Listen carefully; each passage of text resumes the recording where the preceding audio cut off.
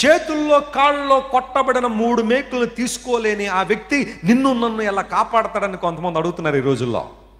చేతుల్లో కొట్టబడిన 3 మేకులు తీసుకోలేని వాడు ప్రపంచాన్ని ఎలా రక్షిస్తాడు, ప్రపంచాన్ని ఎలా కాపాడతాడు? నేను చెప్తున్నా వినండి, చేతుల్లో కొట్టబడిన 3 మేకులు తీసుకోలేదు కాబట్టే ఆయన ప్రపంచాన్ని రక్షించడానికి అర్హత సాధించాడు. గట్టిగా చప్పట్లు కొట్టి దేవుని మహిమపరచండి. సర్వ ప్రపంచాన్ని సృష్టించిన దేవునికి 3 మేకులు తీసి పక్కన పెట్టామన్న కష్టమా అండి?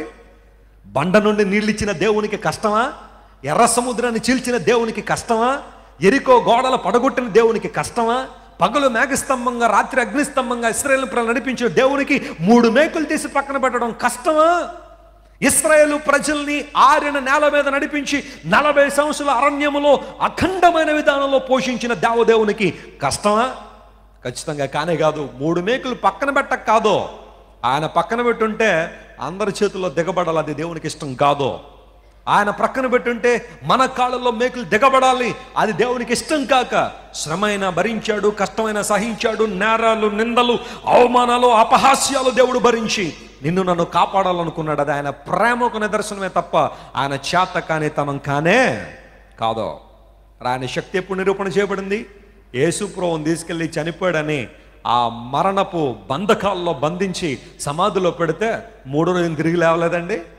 ఏ ఒక్కరి సహాయం లేకుండా రాయి దొరికిపోవడం, ఏ ఒక్కరి సహాయం లేకుండా యేసు ప్రభు మరణాన్ని జయించి బయటికి తిరిగి లేవడం, 3 మేకులు తీసి పక్కన పెట్టడం కన్నా ఎక్కువ కాదా? అది ప్రభు చేశాడు.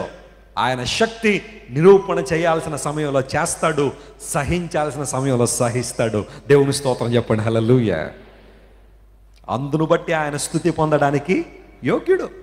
ప్రతిరోజు నువ్వు ఉదయాన్నే లేచి దేవా నా కోసం సిలువలో మరణించి నా కోసం మరణాన్ని జయించి తిరిగి లేచావు కనుక నీకు స్తోత్రం అని సగర్వంగా చెప్పండి, గొంతెత్తి చెప్పండి, సంతోషంతో చెప్పండి, ధైర్యంతో చెప్పండి. యేసు క్రీస్తు ప్రభు స్తుతి నొందడానికి యోగ్యుడు. ఆయనకి రావాల్సిన మహిమ మరెవ్వరికి రావడానికి వీళ్ళే. ఎందుకు ఆయనకి స్తోత్రం? వధింపబడిన గొర్రెపిల్ల స్తుతి నొందడానికి యోగ్యుడు.